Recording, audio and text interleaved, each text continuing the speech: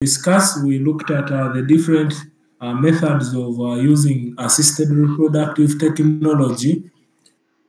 And today we shall go deeper into some of the methods, but we shall also be able to understand how some of them operate. We shall look at some of the challenges vis-a-vis some of the advantages that come up along as we use these assisted reproductive technologies.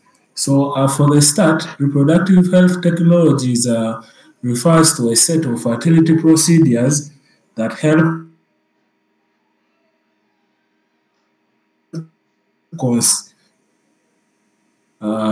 with the sperm. Artificial technology involves the embryos to increase the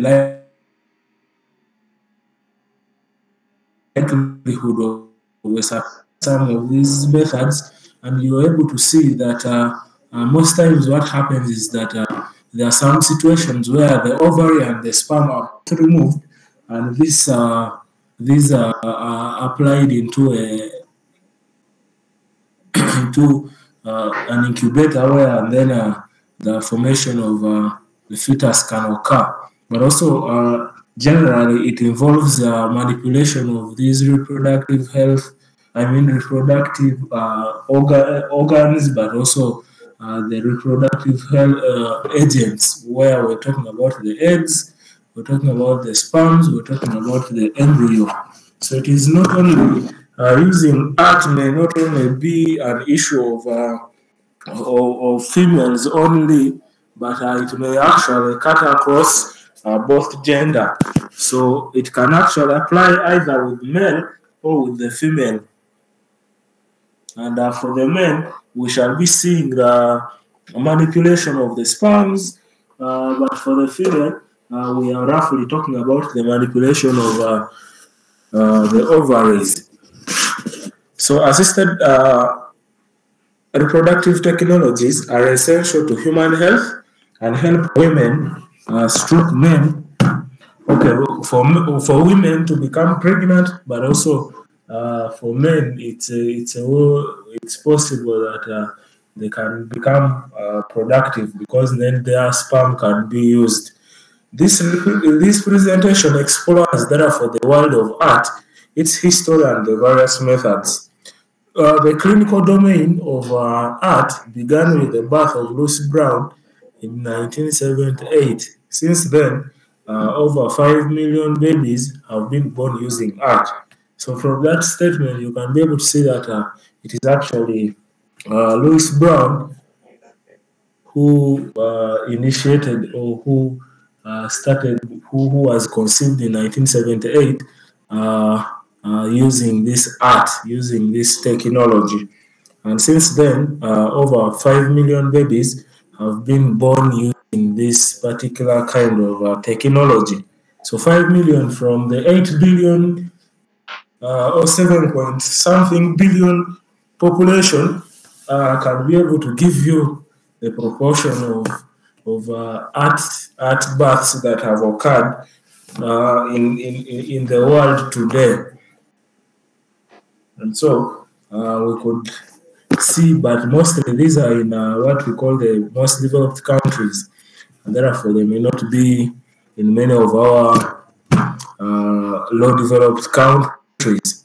So we want to go ahead and look at having defined the art, we want to look at the methods of art.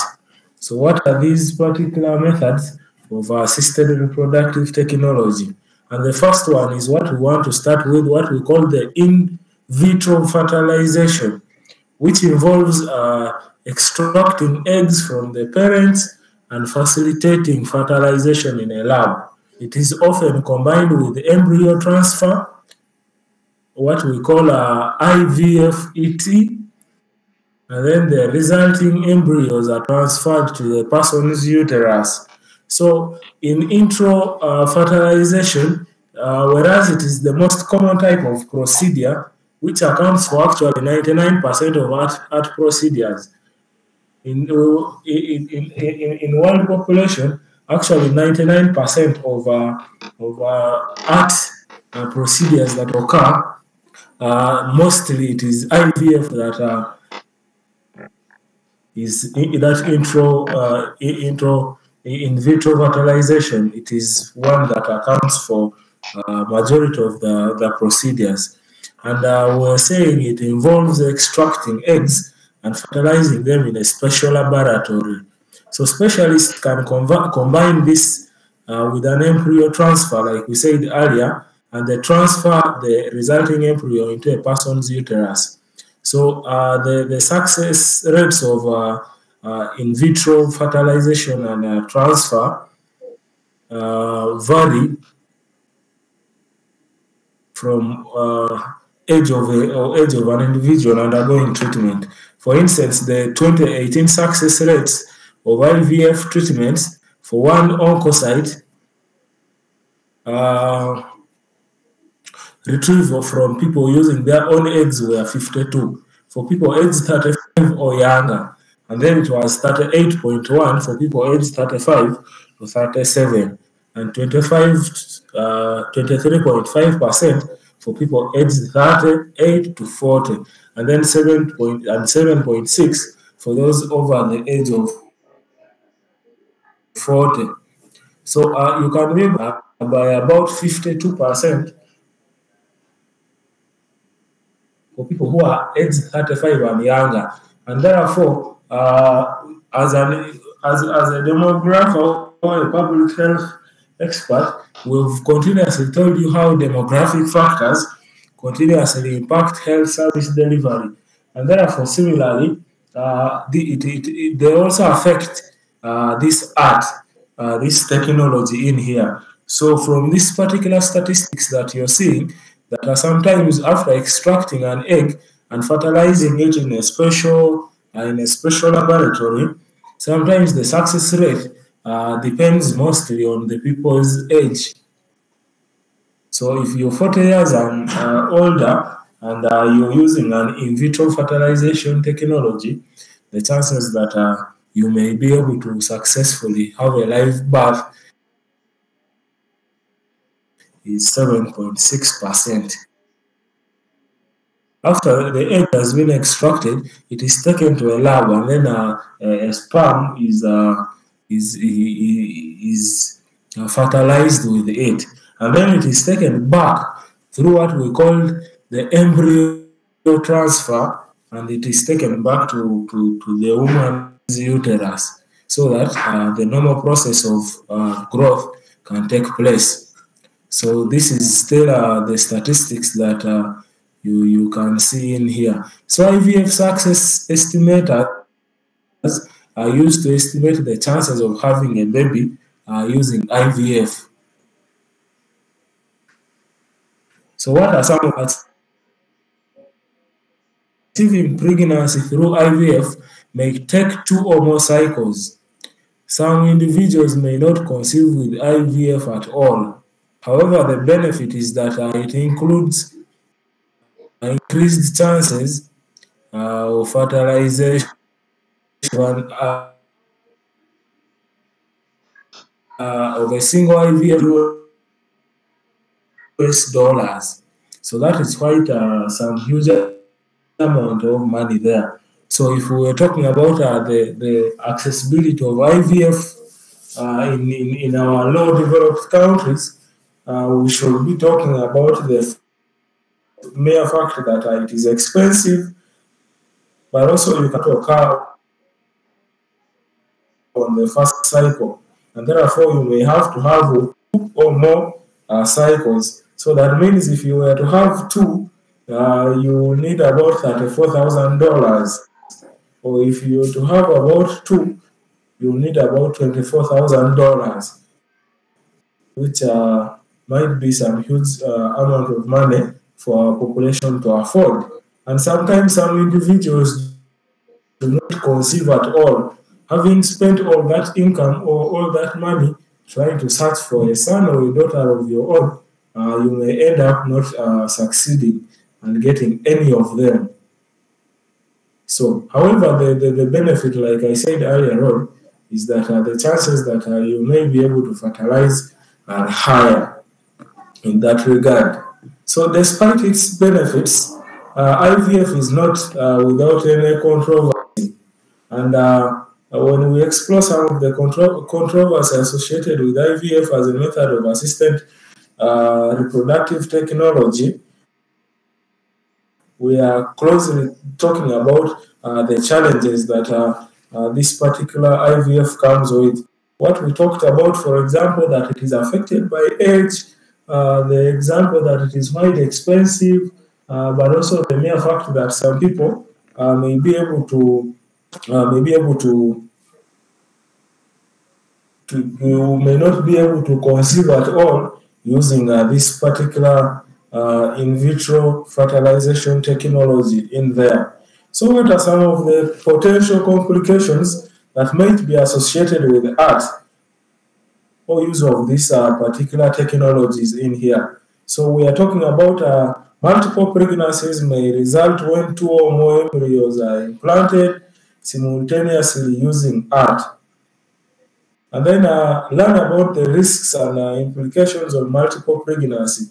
So it is about you to go ahead and try and look at some of the risks that are associated with multiple pregnancies, issues that may lead to sepsis, that may lead to prolonged labor, that may lead to obstructed with multiple pregnancies are very high and there are very many. So because in this particular technology, they are injecting a lot of embryos. So as a result, possibly if all those 2 embryos start to grow up, the chances that the client may develop multiple pregnancies is quite high. So we want to look at the side effects of these fertility drugs. And the fertility drugs used in art can have side effects, including ovarian hyperstimulation syndrome, understanding the potential risks of these medications. So, like we said earlier on the other lecture, there are certain methods where these particular tablets are offered so that the estrogen levels can rise. And therefore, as a result of the estrogen levels rising, the chances that they may be overstimulated. You may have the ovary very stimulated because then your body has higher estrogen levels, and this is a very potential risk that may occur, and it may cause quite very many side effects in there. So you need to understand some of the potential side risks of these medications. Sometimes we talk about the chances that there are high low birth that may occur, but also some of the potential risks that there are a lot of preterm birth that may occur as a result of these particular fertility drugs that may occur. So you remember we were looking at the potential complications associated with art. So in these complications, we are not only looking at this IVF, but also we are cutting across, we are looking at all other art technologies that occur, including the tablets that people swallow so that their estrogen levels may rise, and at the end so that they may have their ovaries stimulated. So don't only think we're looking at IVF when we're talking about the potential complications associated with art here. So they continuously we are looking at art as a general, all the assisted reproductive technologies that exist. That's why now we're here looking at multiple pregnancy. We're looking at the side effects of fertility drugs as a what? As a potential complication. Then another complication we're talking about here is the ectopic pregnancy, so the womb. To learn about some of the symptoms and the risks associated with the ectopic pregnancy in the context of art. So in your free time, you should be able to go and look at some of the potential symptoms and risks that are associated. But we also know that because some of these embryo may be injected in the uterus, it may not find its position very well and therefore decides to settle outside of the uterus. And we very know how this leads to obstructed labor. We very well know how this leads to preterm births, but associated with this because there are chances of high sepsis, and then at the end, we may be able to see a lot of miscarriages as a result. So you should further go and try to look through some of the symptoms and risks that are associated with ectopic pregnancy. And then some methods like intrafallopian transfer use what we call the laparoscopic surgery to deliver gametes directly into the fallopian tube. So, some of the complications with this kind of technology is that as a result, when this surgery is done, there are chances that these gametes may be injured along the way, but also there are chances that because these are just placed at a particular time, you may find chances that conception may take longer. So instead of an individual conceiving immediately, possibly after having such a particular surgery, there are chances that the person will take some time to do such. So this zygote intrafallopian transfer is an infertility treatment used when a blockage in the fallopian tube prevents the normal binding of the sperm to the egg. So the egg cells are removed from the woman's embryo, and then as they are removed, then the zygote, the resulting zygote is placed in the fallopian tube by using what we call the laparoscopy. The procedure is a spin-off of the gamete intrafallopian transfer procedure. So the pregnancy and fallopian transfer, the cycles are about 52.3 and 23.2%, which were higher than what was observed in what we call the IVF. So if you were to compare this particular intrafallopian transfer, you might realize that it is quite according to statistics, it has more chances of being what of being swift. It might be easier to use what we call the zygote intrafallopian transfer. So you can be able to see here the statistics that the pregnancy and implantation rates in what we call the zygote intrafallopian transfer, they are 52.3, whereas when we are talking about the IVF, they could have been lower than what we're seeing here. So some of the types of intrafallopian transfers, the types include gamete intrafallopian transfer, zygote intrafallopian transfer, and pronuclear stage tubule transfer. So you can be able to see that these are mentioned according to the type of transfer that takes place. So when you're doing a zygote, when you're transferring a zygote, it could take the average cycle takes about 5 weeks to 6 weeks to complete. So first, the female must take a fertility medication. Most times it is called clomiphene, which we talked about earlier in our previous lecture. So when this individual takes clomiphene to stimulate the egg production, like we said earlier, because the stimulation occurs because the body releases the estrogen, and when estrogen is released in the body, it stimulates egg production in the ovaries. So, as the health worker, you should be able to monitor the growth of the ovarian follicle, and once they mature, the woman will receive an injection containing what we call the human chorionic gonadotropin. So this gonadotropin or HCG, what we normally call HCG. So when an injection of HCG occurs, the eggs will be harvested, and this is approximately for about 36 hours. And later, usually by transvaginal ovum retrieval, after fertilization in the laboratory, the resulting earlier embryos or zygotes are placed into the woman's fallopian tube using what we talked about, the laparoscope.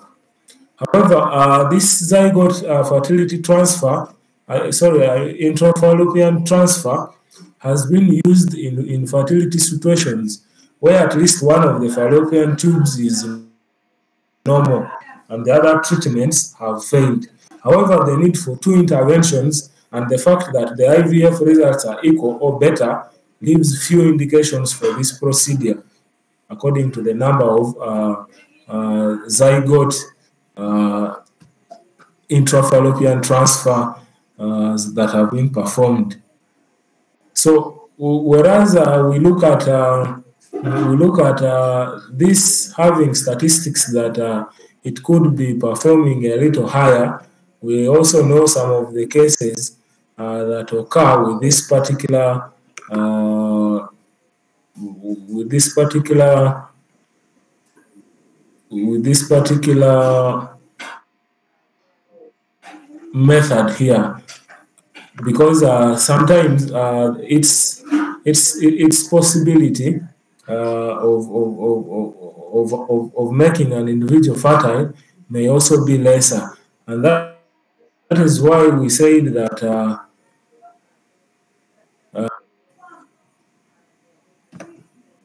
there are very many people who prefer instead to use uh, to use instead to use what we call that, to use IVF, because most times when you look at the possibility sometimes of using this particular intrafallopian transfers, there are chances that they may not yield.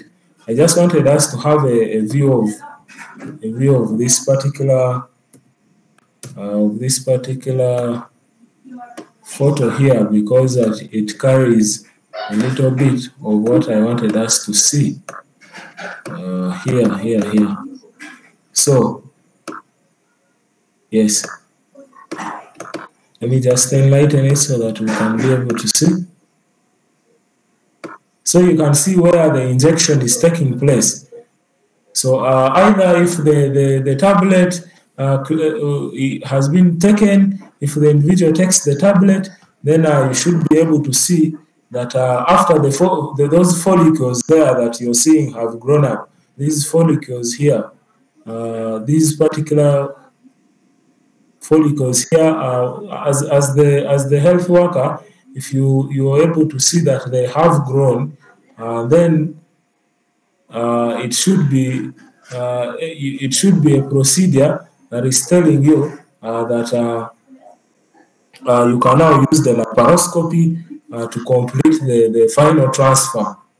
So it requires a hormonal treatment as well, and that is why we said that the woman has to take some fertility medicine, and most times we say that it is a cleomorphine that people take.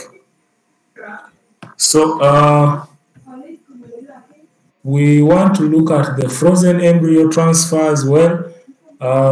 So these are some of the methods of transfer that occur, and why we want to look at them is because they are methods that may not be very common, but they are methods that are very important in this art. They may not be very common in Africa because of the challenges we have, but in brief, when we're discussing this frozen embryo transfer, what we call VET sometimes, it is just the same type of an IVF treatment where a cryopreserved embryo created in a full IV cycle is thawed and transferred to the uterus. So the only challenge or the only difference with this particular one is that it is frozen, or it is how can I explain the word frozen? Frozen means that it is not an active one. So it would mean that it lasts for about some time, then later it is able to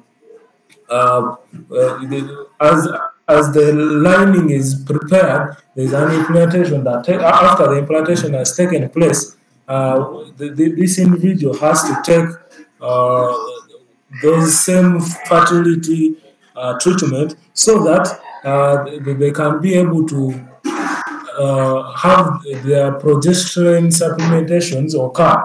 So a frozen embryo transfer is a type of in vitro fertilization treatment in which a cryopreserved embryo created in a previous egg retrieval cycles is thawed and are transferred to the uterus. The procedure is often used when a gestational parent has frozen embryos from a previous conventional IVF cycle. But it can also involve the use of donor embryos. So someone else can also donate to you an embryo, and you can still be able to use that one. And the frozen embryo transfer procedure typically lasts for about 3 to 4 weeks. And during the first 2 weeks, the gestational parent's uterine lining is prepared for implantation. Once the lining is ready, progesterone supplementation begins at some point. So, however, the success rates of using frozen embryo transfer are nearly identical to those of embryo or those of fresh embryo transfer. However, some doctors recommend elective frozen embryo transfers, also referred to as the freeze-all approach, where a fresh transfer is not attempted. In this case, all embryos are cryopreserved and transferred in an VET cycle in the next month. So most times you may not be able to clearly choose which particular method you should be able to use for a particular client. But then, like we said, some of the determinants include age and so forth and so forth. So it is about you as the expert to be able to understand that this one is very important, or it is the method that an individual could actually use. However, we're not saying that these particular methods are often effective 100%. No, the procedures are not as effective or as 100% effective as we could think. So whatever statement that I have been saying, I just want to type them for you in here so that you can also be able to freely read them and be able to understand.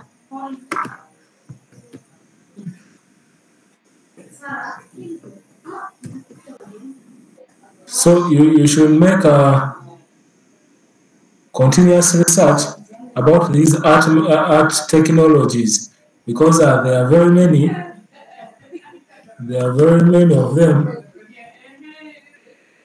and there are actually some that we may not be able to discuss here. Yet the technology continues to play a very key part.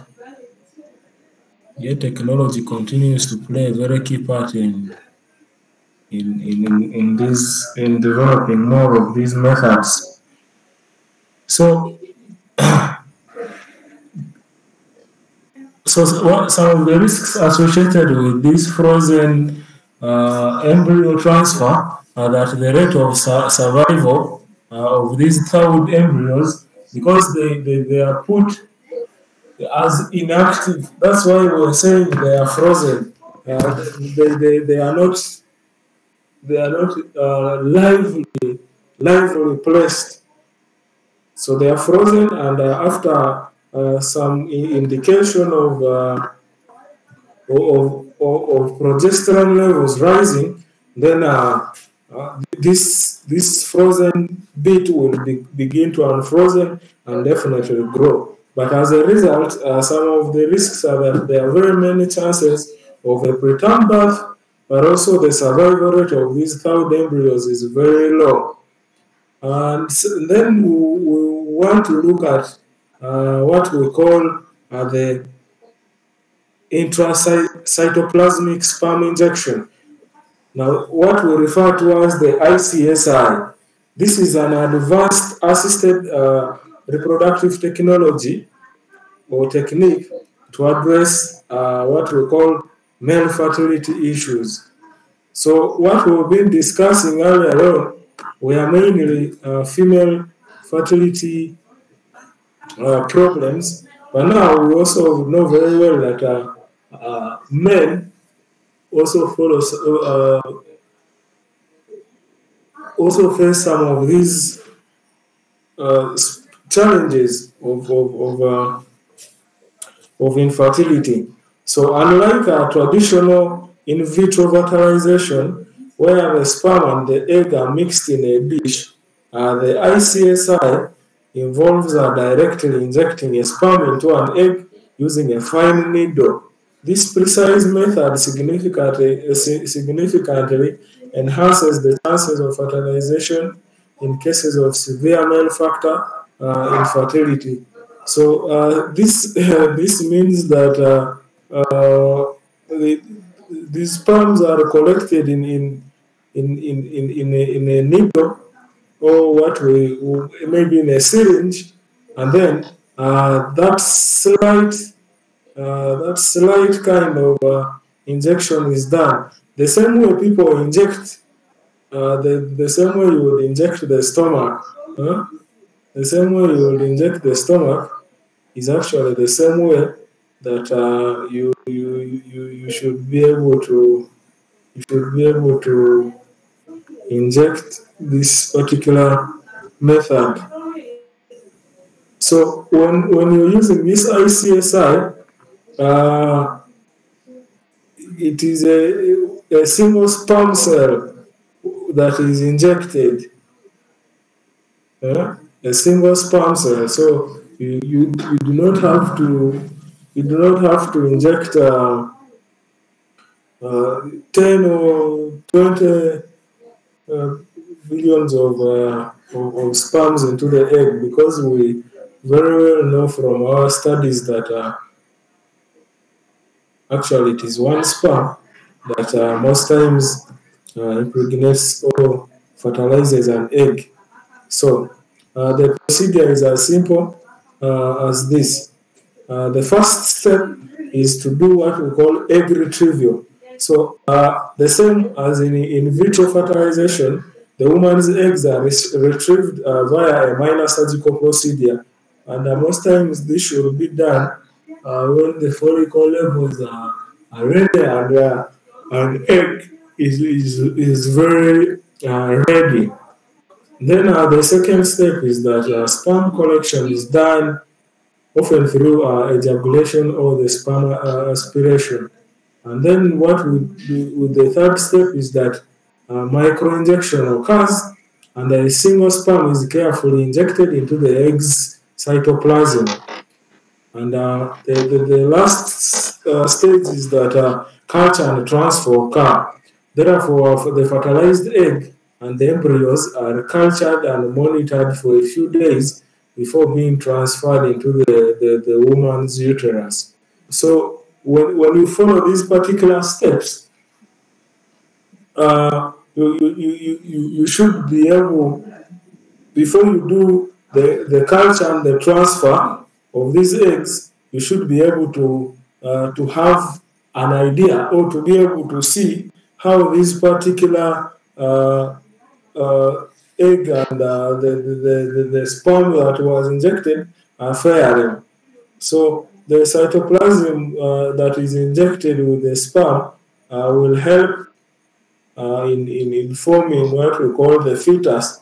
So there are several differences between classic IVF and the ICSI. However, the steps to be followed before and after insemination are the same. And in terms of insemination, the ICSI needs only one sperm cell per oocyte, while the IVF needs about 50,000 to 100,000. So this is because the acrosome reaction has to take place and thousands of sperm cells have to be involved in the IVF. Once fertilized, the egg is transferred into a pre-embryo and it has to be transferred to the uterus to continue its development.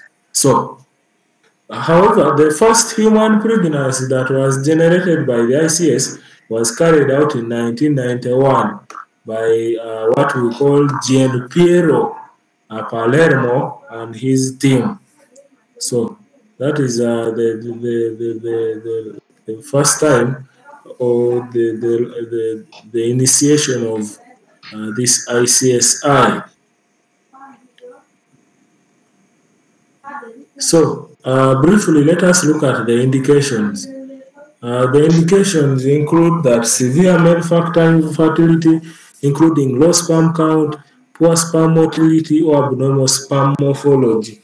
So these, when we're talking about indications for, we're looking at some of the rationale or some of the reasons as to why an individual should or can be offered this particular technology for treatment.